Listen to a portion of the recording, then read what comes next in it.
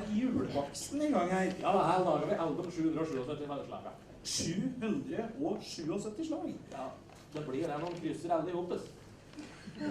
Her er det Oro både med sukkat og krysset med smultring. Den egner seg best som flytemadrass. Vi har krysset Selina-kake med lobelia og tensinkor, julekake med elbil, smaker litt mye batteri, fattigmann med uteligger, noe som var helt unødvendig, sirupsmel med strykejønn og tøymykning, sandkake med reisegavekort på Ibsen, samlede julekake, krysset med Miley Cyrus-CD, isbrodder og skibladner. Det er i grunnen bare fantasien som setter grenser.